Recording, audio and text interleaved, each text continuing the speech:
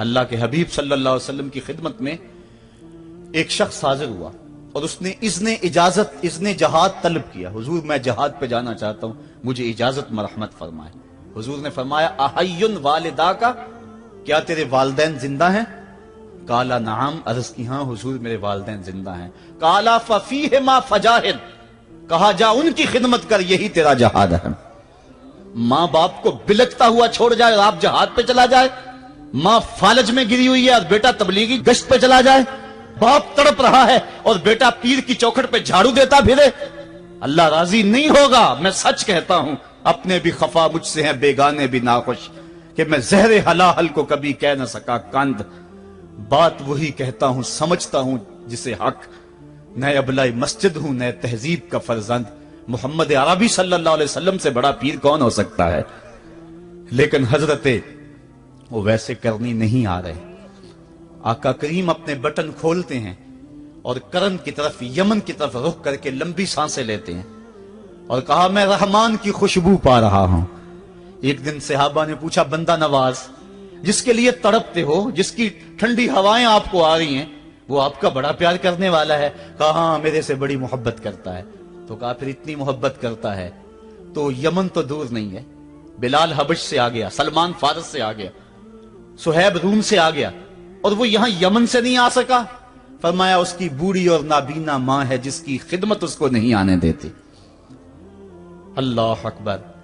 اب حضرت اویس کرنی نہیں آئے لیکن خیر التابعین کہلائے. آئے نہیں لیکن حضور ان کی یاد میں تڑپ رہے ہیں. اللہ, بلکہ حضور نے فرمایا کہ کوئی جائے اویس بن عامر کو ملے, اور جب ملے تو اس کو کہنا میری امت کی بخشش کی دعا کرے. جو ماں باپ کی خدمت کرتا ہے اس سے ثابت ہوا اس کی دعائیں قبول ہوتی ہیں. میں نے ایک روایت میں پڑھا ہے کہ جو آدمی روزانہ اپنے والدین کے لیے دعا کرے, والدین زندہ ہوں تب بھی, والدین فوت ہو گئے ہوں تب بھی, یہ عادت بنا لے, روزانہ ماں باپ کے لیے دعا کرے, ساری زندگی اس کے رزق میں بے برکتی نہیں آئے گی, اللہ اس کو رزق کی فراوانی عطا کر دے گا. اور جو والدین کے لیے دعا نہیں کرتا اللہ تعالیٰ کی رحمتوں سے محروم ہو جاتا ہے. حضرت ابو ہریرہ رضی اللہ تعالیٰ عنہ جب بھی ہاتھ اٹھاتے تھے تو یہ دعا کرتے تھے, اللہم اغفر لابی ہریرہ ولامی ولمن استغفر لہما, اے اللہ ابو ہریرہ کو بخش دے, حضرت ابو ہریرہ کی ماں کو بخش دے, اور قیامت تک جو ہم دونوں کے لیے بخشش کی دعا کرے اس کو بھی بخش دے. حضرت امام محمد بن سیرین ایک بزرگ ہوئے تابعی, جب بھی دعا کرتے تھے یہ دعا ضرور کرتے تھے, اے اللہ ابو ہریرہ کی بخشش کر دے. کسی نے کہا کہ تمہیں ابو ہریرہ رضی اللہ تعالیٰ نے ان کی ماں سے بڑی ہمدردی ہے. کہا ان سے جو ہمدردی ہونی ہے وہ تو ہونی ہے.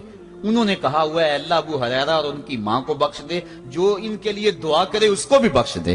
تو میں دعا کر کے اپنی بخشش پکی کر رہا ہوں. تو والدین کے لیے دعا کرنا اللہ کی رحمت کو دعوت دینا ہے.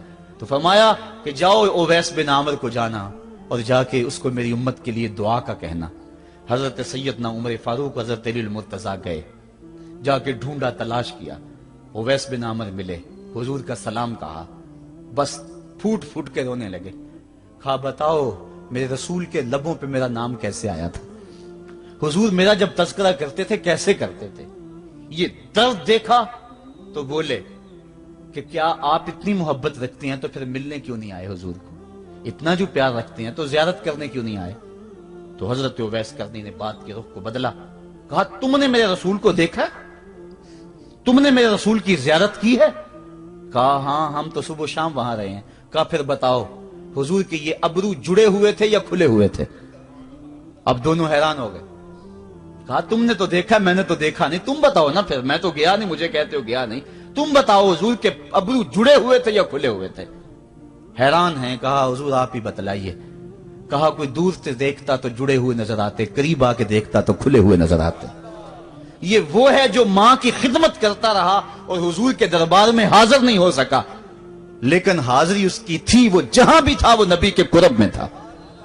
تو اس لیے ماں باپ کی خدمت اتنا بڑا وظیفہ ہے. حضرت بایزید بستامی کہتے ہیں میں نے حق معاف کروا لی اپنی ماں سے, کہ ماں تیرے حق ادا کروں یا اللہ کے حق ادا کروں, تو مجھے اپنے حق معاف کر دے, میں اللہ سے اپنے حق معاف کروا لیتا ہوں, اپنی اللہ کو راضی کر لیتا ہوں.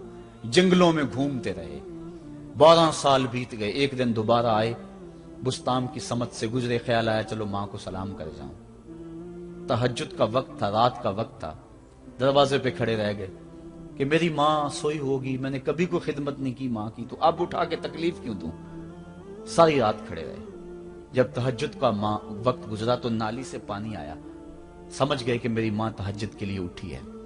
दरवाजे के करीब हो गए तो माँ ने हाथ उठा लिए, कहा अल्लाह मेरा बेटा बा यजीद तेरी तलब में निकला हुआ है, मैंने उसे अपने हक माफ कर दिए, तू उसको अपना विसाल अता कर दे। हजरत बा यजीद दरवाजा खटखटाने लगे और मां के कदमों में लिपट गए और रो के कहने लगे, जिस रब को मैं जंगलों में तलाश करता हूं वो तो रब मेरी मां के पास है। तो मां की दुआओं में अल्लाह की रिजा है, मां राजी हो जाए तो समझ लो खुदा राजी है। अल्लाह ताला जल्ला शानहू ने इरशाद फरमाया, वक़दा रब्बुका अल्ला ताबुदू इल्ला इय्याहु, तेरे रब ने यह तय कर दिया है कि उसके अलावा किसी की पूजा नहीं करोगे। व बिल वालिदैन एहसाना, और वालिदैन के साथ उसने सलूक से पेश आओगे। इम्मा यबलुगन्ना इंदकल किबरा अहदुहुमा औ किलाहुमा फला तकुल लहुमा उफ़्फ़िन वला तनहरहुमा, अगर तेरे पास दो या दोनों में से एक बढ़ापे को पहुंच जाएं तो फिर उनके सामने तूने उफ भी नहीं कहनी और ना उनको झिड़कना है और उनसे नरम लहजे में बात करनी है।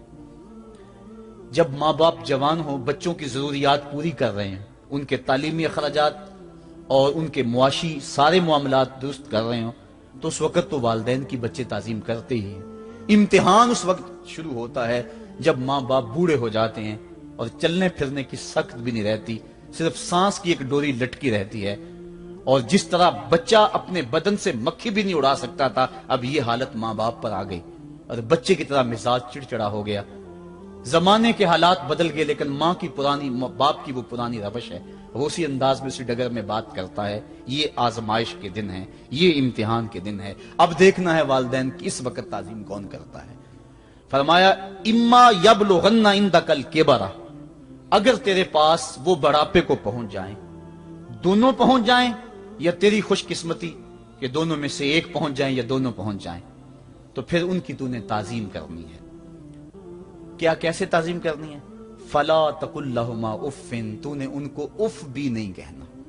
हजरत इमाम फखरुद्दीन राजी के हवाले से मैं आज ही सुबह या गुज़श्ता शब उफ की तशरीहात देख रहा था। उन्होंने 12-13 अकवाल बयान किए हैं, लेकिन 2 कौल फरमाते हैं। उफ ये है कि इंसान के बदन के ऊपर जो शफाफ रहता हो, साफ रहता हो, मट्टी पड़ जाए, रेत का जर्रा पड़ जाए तो उसको फूंक मार के उसको हटाता है, तो वो फूंक से जो आवाज पैदा होती है उसको अरबी में उफ कहते हैं। तो फिर उफ हर उस चीज के लिए मनकूल हो गया जो नापसंदीदा है।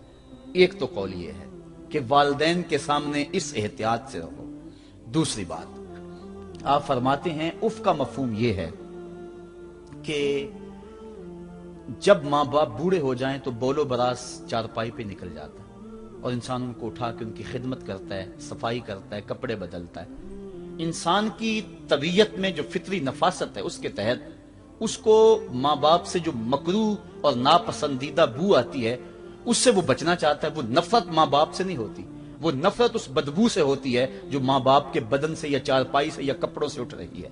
तो बंदा अपने जो है वो नाक पे कपड़ा रख लेता है उस बदबू से बचने के लिए।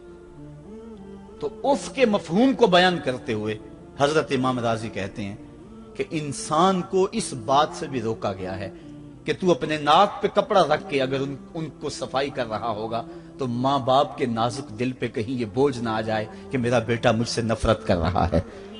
इसलिए वालिदैन की ताजीम का आलम यह है कि तू खुले नाक से उनकी खिदमत करे और वो बदबू सहता रहे और अपने नाक के ऊपर कपड़ा भी न रखे कि तेरे माँ और तेरे बाप के दिल के अंदर इतना खलाल और मलाल भी पैदा ना हो।